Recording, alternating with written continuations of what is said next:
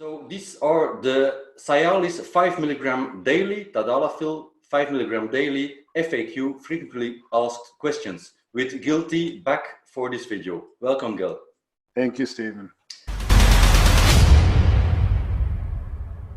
So we're treating here the questions that were commented under the last video we did. The link to that video is under this one in the description.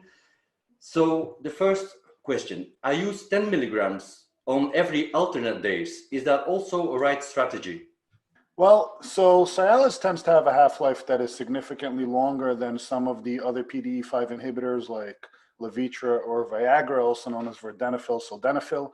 So with Tadalafil, you technically can use a slightly larger dose at a reduced frequency like an every other day approach. This will have no different than when we're using testosterone cypionate and we suggest a twice a week over a once a week protocol. This will come close to, dipping a little below the half-life and then re-upping and dipping below and re-upping. So rather than going from, say, a 100 to 75 or 80% of the half-life back to 100, you're going to go from 100 to about 40 back to 100. So if you had to graph this out over the long term, the peaks and valleys will be slightly bigger, and therefore your average steady state will have a slightly less linear curve. This does not mean with a medication like Cialis, which is generally intended to be used on a daily basis for other health benefits, this is a little different than using a hormone, which can have other implications of fluctuations. So the fluctuations of Tadalafil specifically are going to be just fine with an every other day dosing by doubling up on the dose. There is one thing to point out. Some people are dose sensitive, and I know this is probably one of the questions that's going to come up later in this video. If you are dose sensitive, no different than using elevated doses of a hormone, using a slightly elevated dose of Tadalafil can increase the potential side effect or unintended effects of that medication. So if you want to mitigate some of those, you may do a little bit better on a lower dose. And if you still need a larger total milligrams in a steady level, then increasing your frequency is the best way to achieve that. Okay, next question. I started using this very recently at 2.5 milligrams daily, just to ease into it. Is this a worthwhile dose, or does it really need to be minimum 5 milligrams? There is no minimum. It's worthwhile because the minute you put a medication into your body, it's going to begin to work, and it's going to go to work for you on the intended action. And again, the unintended actions are going to be there as well. And as with most medications, this is going to be dose dependent. If you are hypersensitive to a particular compound, then 2.5 milligrams for you specifically may have the same efficacy level as 5 milligrams for someone who is not as hypersensitive to that compound. So you really have to find your own individual approach, which again is why anything in medicine is not a one-size-fits-all approach when it comes to optimization, because the intended effect for one person may be different than the intended effect for another person, and the dose requirement for that individual may also differ from another individual. So if 2.5 milligrams gives you your desired effects over the course of time, then it is certainly not an unworthy dose. If you feel that you need more and you're able to tolerate more, then you can give that a shot. It's never a bad idea when beginning something new to start at a minimal effective dose and then titrating up, because it does prevent the potential risk of having to back off and give it time, or worse, dealing with a negative outcome. Mm-hmm. Is there a specific age one should be before considering Tadalafil? First, you have to ask yourself, do I need it? Because it is a medication, it is a prescription medication. And even with supplements that are unregulated or over the counter, anytime you're going to put something in your body for this, intended purpose of metabolizing and gaining some sort of a benefit, you may also have to deal with an unintended effect. And therefore, you have to ask yourself, what is the risk-reward ratio? And while it is minimal with this specific medication, there are other aspects that I think we'll get into in upcoming questions, which may have some implications. And the question again is, do you need this? And if the answer is no, would I tell a 15-year-old or an 18-year-old to go ahead and get on daily Tadalafil? Probably not unless there was a specific need. Now, as we tend to age, and I say we, I'm referring to men, as we tend to age, our need to alleviate some of the symptoms that Cialis or Tadalafil can alleviate or relieve for us begin to increase with aging. So that age isn't specifically a number, it's more of a biological marker of when these signs and symptoms begin to present. And this is an individual decision yet again, and it's up to you to decide, can I benefit from this? And when is the right time to approach it, at what dose, frequency, etc. Some of the most common ones, as we know, is blood pressure, the prevention or inhibition of BPH, which is benign prostatic hyperplasia, which is a multiplication of prostatic cells, which causes an increase in prostate size, which effectively will press on the bladder and on the urethra, preventing you from urinating properly and fully, and it can also cause the thickening of the bladder walls over time. So this is something that tends to happen in most men later on in life. However, some men, due to various causes, whether it's blood pressure, whether it's androgen use or genetic predisposition, may experience BPH at a younger level. So again, the question is, why do you need daily Tadalafil? And it's not really a number. It's more of, can I benefit from this today? And what are the downsides of doing so? Mm-hmm. Does very low dose Viagra work the same on the vascular system and prostate? In short, yes on the vascular system, no on the prostate. In long, the main differences, they're both the same class of medication. They're both PDE5 inhibitors. They both allow the smooth muscle of the endothelium to essentially relax and vasodilate. This does not directly work on the prostate. This works on preventing one of the key aspects that causes BPH. Therefore, it'll slow it down and possibly help reverse it. That is an indirect effect. It does not directly have a mechanism to shrink the prostate, okay? We do know that acute stress, especially recent and ongoing stress, is one of the mechanisms, and I recently read a Harvard study that stress is a big factor in BPH, and one of the mechanisms on that, I believe, is the sympathetic nervous system acting, and we know that that has a dramatic effect on cortisol and adrenals, and this also ties back into BPH. However, blood pressure is another one, and if you can reduce this, then this is something that can help. But you got to remember that Viagra, or sildenafil specifically, has a far greater effective time in the body, far quicker to excrete, and a shorter half-life. So I often refer to, with patients when they ask the difference between Cialis and Viagra, think of them as both punches, but the Cialis is a jab and the Viagra is a left hook. The left hook is a knockout punch. It's powerful, it's quick, it hits, it's gone.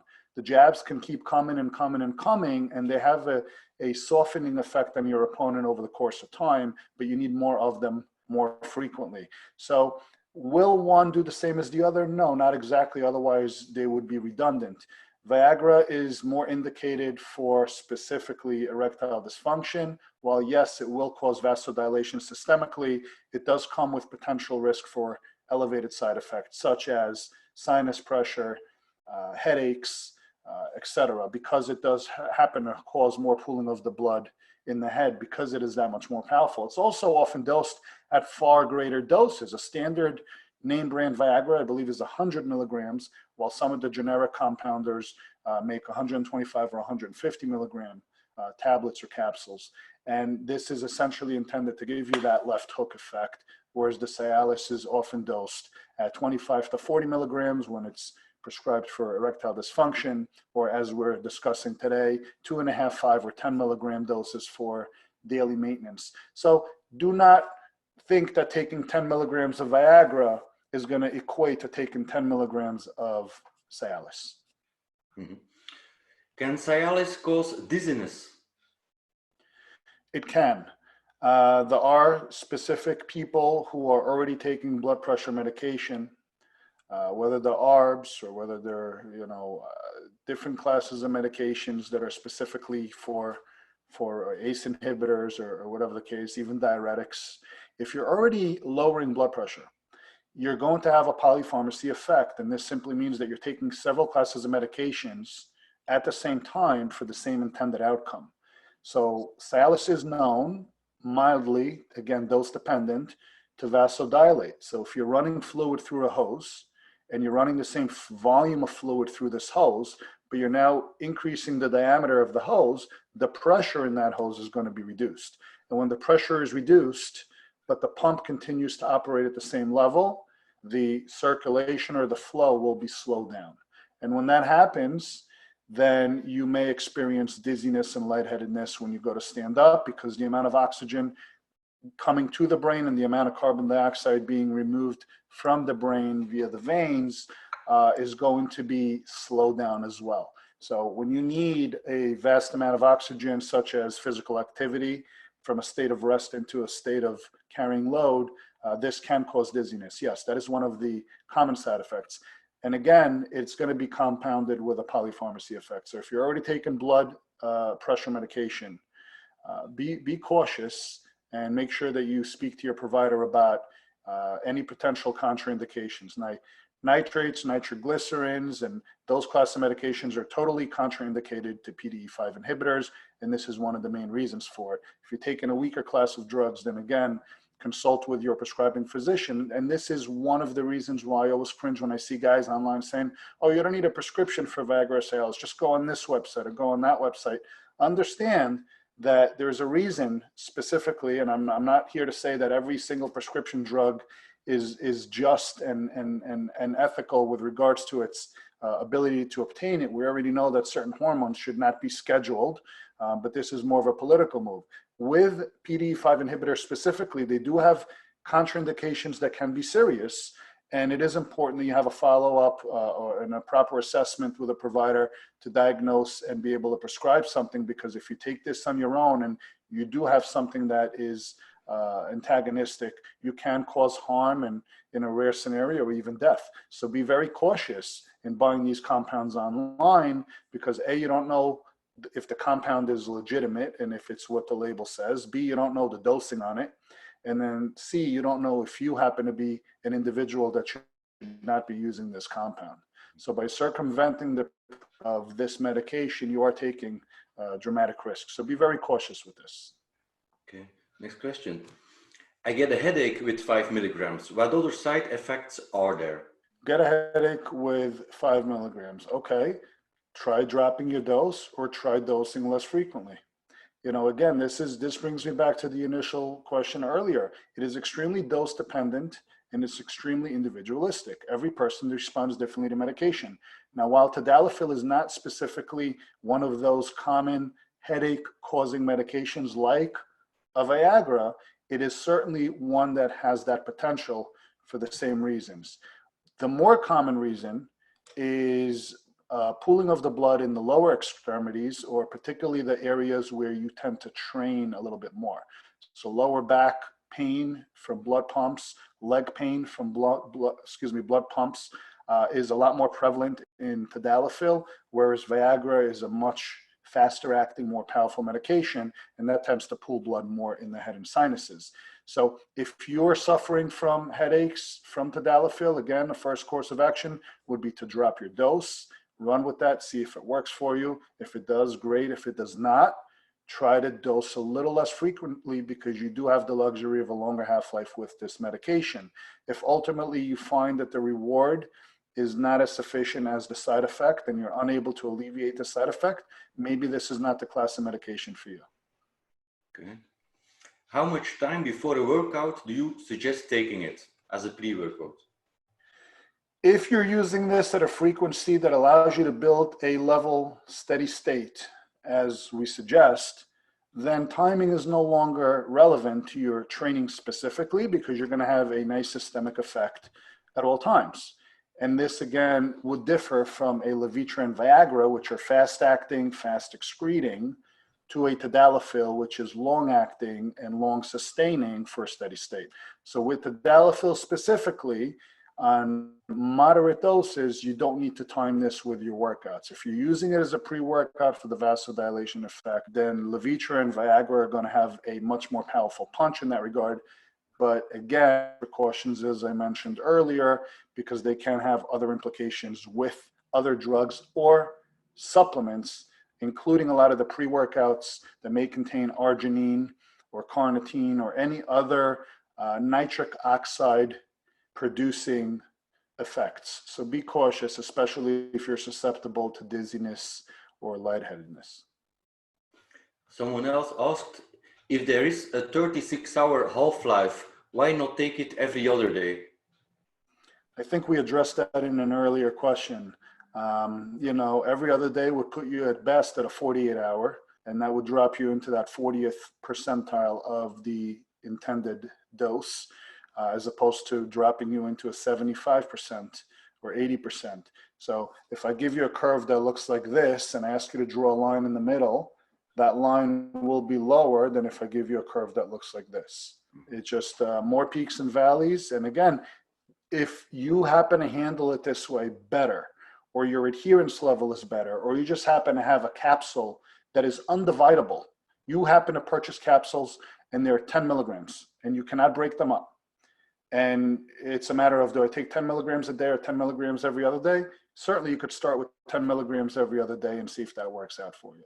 But frequency is one of those dependable variables that you have in your tool belt to allow you to get the most efficacy out of your protocol.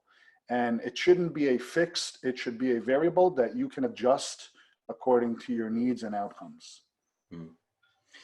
If I use it for more than 1 week, I get cold or flu-like symptoms, side effects. Does it really weaken the immune system? It does not have any direct mechanisms that I'm aware of to specifically weaken the immune system. Your immune system is fairly complex. You have dendritic cells, which are an epithelial tissue, both on the outer layers of your skin, as well as in mucous membranes like the esophagus, lungs, etc. That is your first layer of defensive immunity. For your body with cells, this infection antigens, with antibodies. The antigen is the pathogen. You're going to be met with antibodies that are going to be responsible for your overall systemic immunity, and this also includes the lymphatic system. So layers of immunity are fairly complex, and it's not something that's going to be inhibited by a vasodilation effect. If you feel certain that this is a legitimate sickness, perhaps look into possible infections. And if you feel that this is not sickness, but something that maybe your body's responding to, perhaps you're having an allergic reaction. Either way, I would recommend a follow-up assessment and try to rule it out specifically. Oftentimes, people are quick to put a finger on something because it is one of the recent changes they've made that they're the most alert of, but then they don't realize that other changes took place. These can include nutrition, sleep, exercise, stress, changes at work, changes at home, changes in psychological or mental health. And there's so many factors or variables that go into your daily life and how you feel. And quite often we just put a finger on that one aspect that we're most excited about. So you can use a process of elimination and determine if it's truly the cause of your symptoms or if there are other underlying factors involved. But in short, directly, I do not believe that Tadalafil is going to have any effect whatsoever on your immune system, not for benefits and not for detrimental effects. Agree. Does Cialis influence nutrient partitioning? No, it can improve the desired. See, when a person uses the term nutrient partitioning, we have to assume that they are concerned primarily with body composition, training, and the outcome of their physique, because only bodybuilders and physique guys are going to use nutrient partitioning. So if you're asking that question, I'm going to go out on a limb and assume, without being able to ask you a question in return, that you're concerned with how this is going to improve your overall look. So we have to consider the fact that it's going to boost nitric oxide, and it's going to boost circulation, and it's going to reduce blood pressure. All of these things are extremely beneficial to your plasma or the efficacy of your blood to be able to move nutrients into your cells. So Will it improve nutrient partitioning? Indirectly, yes. Directly, no. It is not going to change your metabolism. It is not going to change the anabolic and catabolic effects of metabolism or how your body moves or excuse me, how your body uses nutrients. It will affect how efficient your body is at moving these nutrients to where they're needed. So you got to be cautious in saying this will have a nutrient partitioning increase or positive effect, but it may have an indirect one. Look, everything we do is going to have an intended effect and an unintended effect, and we always have to weigh what these effects are. And one of the effects of better circulation is the ability to deliver things better to where they need to go, and also clearing things out of the body better accordingly. So indirectly, it might. I wouldn't worry about it too much for that regard. I would just make sure that everything else is optimized first. And when it comes to nutrient partitioning, make sure that you're taking in the correct nutrients at the right time, at the right doses. And that's going to do you a hell of a lot more for your overall physique than just adding in a Tadalafil. What's the approximate cost of the orally dissolvable Tadalafil per month, and is it available as a generic? Well, it's only available as a generic. Tadalafil, okay, so Cialis is a name brand. And Tadalafil is the raw ingredient in Cialis, and that is the generic version. So generic makers or compounders of a medication cannot use the name Cialis. They have to use the name Tadalafil because it's trademarked. So any compounded medication by definition is generic, because if it isn't compounded by a pharmacy, it is made by the big pharma, and then it has got the name brand. So all Tadalafil is generic. With that said, the ODTs are, or as we label them ODTs, they are essentially called orally dissolvable tablets. These are compounded by a pharmacy that we use in our clinic, and the average cost on them, and our patient counselors handle the financial aspect, but I do know off the top of my head that they range less than $100 a month for a daily dose. So even guys that are taking, and the way we get them is 25 milligram tablets, and they are scored into an X, so you could break them in half or into quarters. And if you break a 25 into a quarter, you're ending up with 6.25 milligrams. The nice thing about the ODTs is that they do not require any water. You can put them under your tongue and they dissolve fairly rapidly. In fact, I have one if you'd like, I'll show you. They come in a 10-pack, and a 10-pack will give you 40 tablets, which is better than a month's supply. So it'll last you 40 days for a pack. And if you take a look, they come like this, individually wrapped in this little foil. You just put this in your pocket if you need, or if you're traveling, and then you take them right out of the foil. And if you take a look, you could see that they're scored with an X. And they literally just break in your fingers like this. So I broke it in half. And then I take the other half and I break it into a quarter. It goes under the tongue. And with about 5 seconds, it's pretty much already dissolved.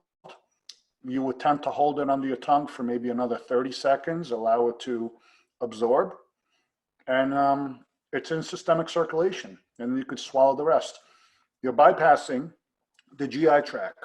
You're bypassing the first liver pass, which destroys a big efficacy of most medications. You're bypassing the need to wait in line when you have steak, potatoes, and a glass of wine in your stomach. And you're getting a much more rapid response from this medication. So to me, the ease of use, the lack of necessity for a glass of water to swallow a pill, the fact that I could throw this in my pocket when I go out or go on vacation, just makes it so much easier.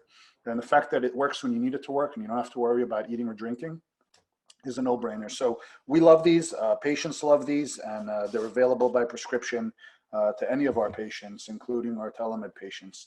A lot of our TRT guys love these because when they order their testosterone refills, they usually say, give me 3 or 4 months of ODTs, and they ship together in the same box. Mm-hmm. Last question, Gil. I read that back pain is a class effect across all PDE5 inhibitors.